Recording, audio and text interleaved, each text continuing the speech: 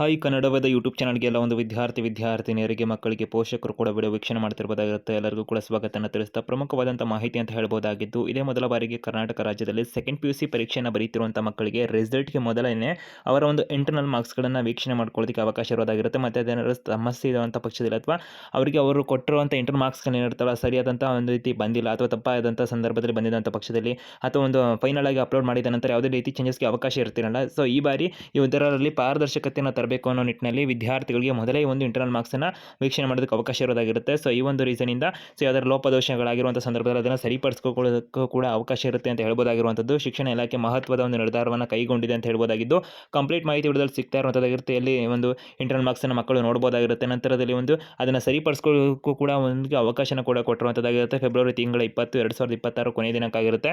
Complete ಮಾಹಿತಿ ವಿಡಿಯೋದಲ್ಲಿ ತಿಳ್ಕೊಂತೀರಾ. ಹೆಚ್ಚುವರಿ ಅಪ್ಡೇಟ್ಸ್ ಇನ್ಫಾರ್ಮೇಷನ್ಗೆ ಕನ್ನಡ ಯೂಟ್ಯೂಬ್ ಚಾನಲ್ಗೆ ಸಬ್ಸ್ಕ್ರೈಬ್ ಆಗಿ ಬೆಲ್ ಐಕನ್ ಕ್ಲಿಕ್ ಮಾಡಿ ಅಂತ ಕೂಡ ತಿಳಿಸ್ತಾ, ಇವರು ಡಿಸ್ಕ್ರಿಪ್ಷನ್ನಲ್ಲಿ ಕನ್ನಡದ ಅಫಿಷಿಯಲ್ ಒಂದು ಟೆಲಿಗ್ರಾಮ್ ಗ್ರೂಪ್ ಇರುವಂಥದ್ದಾಗಿರುತ್ತೆ. ಅಲ್ಲಿ ಕೂಡ ಜಾಯ್ನ್ ಆಗೋ ಮುಖಾಂತರ ಕ್ವಿಕ್ ಅಪ್ಡೇಟ್ಸ್ ಇನ್ಫಾರ್ಮೇಷನ್ ಮಾಹಿತಿನ ಉಚಿತವಾಗಿ ಬೇಗನೆ ಪಡ್ಕೊಂತ ಇರಬಹುದಾಗಿರುತ್ತೆ.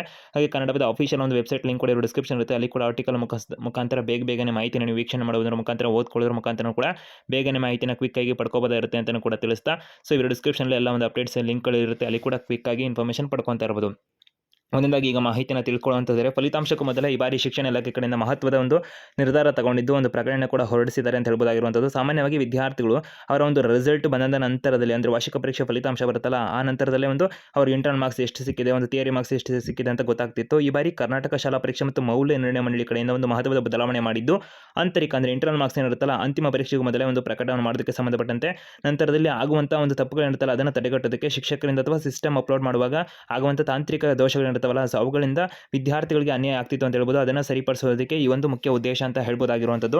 ನಂತರದಲ್ಲಿ ಪ್ರಮುಖವಾಗಿ ಇದಕ್ಕೆ ಅವಕಾಶನ ಕೂಡ ಕೊಟ್ಟಿದ್ದಾರೆ ಅಂತ ಹೇಳ್ಬೋದಾಗಿರುವಂಥದ್ದು. ತಿದ್ದುಪಡಿನ ಮಾಡ್ಕೊಳ್ಳೋದಕ್ಕೆ ಒಂದು ಇಂಟರ್ನಲ್ ಮಾರ್ಕ್ಸಿನ ಕೊಟ್ಟಿರ್ತಾರಲ್ಲ, ಸೊ ಇದು ವಿದ್ಯಾರ್ಥಿಗಳಿಗೆ ಅತ್ಯಂತ ಅಮೂಲ್ಯವಾದಂತಾಗಿದ್ದು ಅವರ ಪರ್ಸೆಂಟೇಜಲ್ಲೂ ಕೂಡ ಪ್ರಮುಖ ಪಾತ್ರ ವಹಿಸುತ್ತೆ ಅಂತ ಹೇಳ್ಬೋದು. ಕಾಲೇಜಿನ ಒಂದು ನೋಟಿಸ್ ಬೋರ್ಡ್ಗಳಲ್ಲಿ ಪ್ರಕಟಿಸಿದ ನಂತರ ವಿದ್ಯಾರ್ಥಿಗಳಿಗೆ ಅವುಗಳನ್ನು ಪರಿಶೀಲಿಸಲು ಕೇವಲ 5 ದಿನಗಳ ಒಂದು ಅವಕಾಶನೂ ಕೂಡ ಕಾಲಾವಕಾಶ ನೀಡಲಾಗ್ತಿದೆ. ಒಂದು ವೇಳೆ ನಿಮ್ಮ ಅಂಕದಲ್ಲಿ ಏನಾದರೂ ವ್ಯತ್ಯಯ ಕಂಡು ಬಂದಲ್ಲಿ ಅನ್ಯಾಯವಾಗಿದೆ ಅಂತ ನಿಮಗೆ ಅನಿಸಿದರೆ ತಕ್ಷಣವೇ ಕಾಲೇಜಿನ ಪ್ರಾಂಶುಪಾಲಕರ ಬಳಿ ಆಕ್ಷೇಪಣೆಯನ್ನು ಕೂಡ ಸಲ್ಲಿಸೋದಕ್ಕೆ ಅವಕಾಶ ಇರುತ್ತೆ. ಫೆಬ್ರವರಿ ತಿಂಗಳ 20, 2025 ಕೊನೆಯ ದಿನಾಂಕ ಅಂತ ಇಲಾಖೆ ಕಡೆಯಿಂದ ಮಾಹಿತಿಯನ್ನು ಕೊಟ್ಟಿದ್ದಾರೆ. ಪ್ರಮುಖವಾಗಿ ಇಲ್ಲಿ ಕೂಡ ಗಮನಿಸ್ತಾ ಇದ್ದರೆ ವಿದ್ಯಾರ್ಥಿಗಳ ಎಲ್ಲ ಶೈಕ್ಷಣಿಕ ಮಾಹಿತಿಯನ್ನು ಸ್ಟೂಡೆಂಟ್ಸ್ ಅಚೀವ್ಮೆಂಟ್ ಟ್ರ್ಯಾಕಿಂಗ್ ಸಿಸ್ಟಮ್ ಸ್ಟ್ಯಾಟ್ಸ್ನಲ್ಲಿ ಅಪ್ಲೋಡ್ ಕೂಡ ಮಾಡಲಾಗ್ತದೆ. ಆ ಒಂದು ಪೋರ್ಟಲ್ನಲ್ಲಿ ಅಂತ ಮಾಹಿತಿಯನ್ನು ಕೊಟ್ಟಿದ್ದಾರೆ. ಈ ಬಾರಿ ಫೆಬ್ರವರಿ 20, 2026 ಒಳಗಾಗಿ ಎಲ್ಲ ಆಂತರಿಕ ಇಂಟರ್ನಲ್ ಮಾರ್ಕ್ಸ್ ಏನಿರುತ್ತಲ್ಲ ಅದನ್ನು ಫ್ರೀಸ್ ಮಾಡಲಾಗ್ತದೆ ಅಂತ ಮಾಹಿತಿಯನ್ನು ಕೊಟ್ಟಿದ್ದಾರೆ. ಫೆಬ್ರವರಿ 20ನೇ ತಾರೀಕು ಗಡುವಾಗಿರುತ್ತೆ.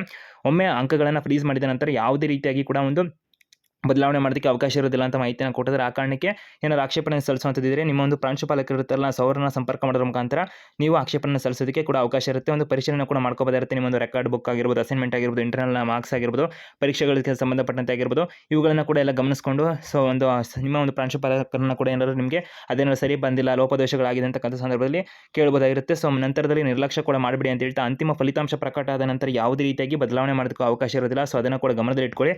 ನಂತರ ಅವರು ಅಪ್ಲೋಡ್ ಮಾಡಿದ ನಂತರ ಒಂದು ದಿನಾಂಕ ನಾವು ಕೊಟ್ಟಿದ್ದಾರಲ್ಲ, ಫೆಬ್ರವರಿ 20ನೇ ತಾರೀಕು ಒಳಗಡೆ ಇದು ಕೊನೆಯ ದಿನಾಂಕ ಆಗಿರುತ್ತೆ. ಮತ್ತು ಈಗ ಎಲ್ಲಿ ವೀಕ್ಷಣೆ ಮಾಡ್ಬೋದು ಅಂತೆಲ್ಲ ಒಂದು ಪ್ರಶ್ನೆ ಇರುತ್ತಲ್ಲ ಮಕ್ಕಳಿಗೆ, ಸೊ ಎಲ್ಲೂ ಕೂಡ ನಿಮಗೆ ಶ್ರಮನ ಹಾಕುವಂಥದ್ದು ಇರೋದಿಲ್ಲ. ನಿಮಗೆ ಒಂದು ಕಾಲೇಜಿನ ನೋಟಿಸ್ ಬೋರ್ಡ್ಗಳಲ್ಲಿ ಹಾಕೋದಕ್ಕೆ ಸಂಬಂಧಪಟ್ಟಂತೆ ಇಲಾಖೆ ಕಡೆಯಿಂದ ಮಾಹಿತಿನ ಕೊಟ್ಟಿರುವಂಥದ್ದಾಗಿರುತ್ತೆ. ವಿದ್ಯಾರ್ಥಿಗಳು ತಮ್ಮ ಆಂತರಿಕ ಅಂಕಗಳನ್ನು ತಿಳ್ಕೊಳ್ಳೋದಕ್ಕೆ ಇಂಟರ್ನೆಟ್ ಕೆಫೆಗಳಿಗೆ ಅಲಿಯುವಂಥ ಅಗತ್ಯ ಇರೋದಿಲ್ಲ ಅಂತ ಮಾಹಿತಿನ ಕೊಟ್ಟಿರುವಂಥದ್ದಾಗಿರುತ್ತೆ. ಜಸ್ಟ್ ಅವರು ಒಂದು ಯಾವುದೇ ರೀತಿಯಾಗಿ ಒಂದು ಸೈಬರ್ ಆಗಿರ್ಬೋದು, ಮೊಬೈಲ್ ಎಲ್ಲೂ ಕೂಡ ಹೋಗ್ತಾನೆ ಶಿಕ್ಷಣ ಇಲಾಖೆ ಆದೇಶದಂತೆ ಪ್ರತಿಯೊಂದು ಕಾಲೇಜುಗಳು PU ಕಾಲೇಜುಗಳು ಇದ್ದಾವಲ್ಲ, ಅವು ತಮ್ಮ ವಿದ್ಯಾರ್ಥಿಗಳ ಇಂಟರ್ನಲ್ ಮಾರ್ಕ್ಸ್ಗಳನ್ನು ಕಡ್ಡಾಯವಾಗಿ ಕಾಲೇಜಿನ ನೋಟಿಸ್ ಬೋರ್ಡ್ನಲ್ಲೇ ಪ್ರಕಟಿಸಬೇಕು ಅಂತ ಮಾಹಿತಿನ ಕೊಟ್ಟಿದ್ದಾರೆ. ವಿದ್ಯಾರ್ಥಿಗಳು ನೇರವಾಗಿ ಕಾಲೇಜಿನ ಭೇಟಿ ನೀಡಿ ತಮ್ಮ ಅಂಕಗಳನ್ನು ಪರಿಶೀಲನೆ ಮಾಡ್ಕೋಬೋದಿರುತ್ತೆ. ಸೊ ನಿಮ್ಮ ಒಂದು ಕಾಲೇಜುಗಳು ಏನಾದ್ರು ಹಾಕಿಲ್ಲ ಅನ್ನೋ ಪಕ್ಷದಲ್ಲೂ ಕೂಡ ನೀವು ಶಿಕ್ಷಕರನ್ನಾಗಿರ್ಬೋದು ಅಥವಾ ಒಂದು ಉಪನ್ಯಾಸಕರು ಇರುತ್ತಲ್ಲ ಅವ್ರನ್ನ ಅಥವಾ ಪ್ರಾಂಶುಪಾಲಕರನ್ನ ಕೂಡ ನೇರವಾಗಿ ಕೇಳಬಹುದಾಗಿರುತ್ತೆ. ಈ ರೀತಿ ಮಾಹಿತಿ ಇದೆ, ಇದು ಬಂದಿಲ್ಲ, ಯಾಕೆ ಹಾಕಿಲ್ಲ ನೀವು ಅಂತಂದ್ಬಿಟ್ಟು ಏನಾದ್ರು ಸರಿಪಡಿಸ್ಕೊಳ್ಳೋ ಕೂಡ ಅವಕಾಶ ಇರೋದಾಗಿರುತ್ತೆ ಅಂತ ಶಿಕ್ಷಣ ಇಲಾಖೆಯವರು ಮಾಹಿತಿನ ಕೂಡ ಕೊಟ್ಟಿರುವಂಥದ್ದಾಗಿರುತ್ತೆ. ಹೆಚ್ಚುವರಿ ಅಪ್ಡೇಟ್ಸ್ ಇನ್ಫಾರ್ಮೇಷನ್ಗೆ ಕನ್ನಡ ಯೂಟ್ಯೂಬ್ ಚಾನಲ್ಗೆ ಸಬ್ಸ್ಕ್ರೈಬ್ ಆಗಿ ಬೆಲ್ ಐಕನ್ ಕ್ಲಿಕ್ ಮಾಡಿ ಅಂತ ಹೇಳ್ತೀನಿ. ನಿಮ್ಮ ಸ್ನೇಹಿತರಿಗೆ ಮಾಹಿತಿನ ಶೇರ್ ಮಾಡಿ.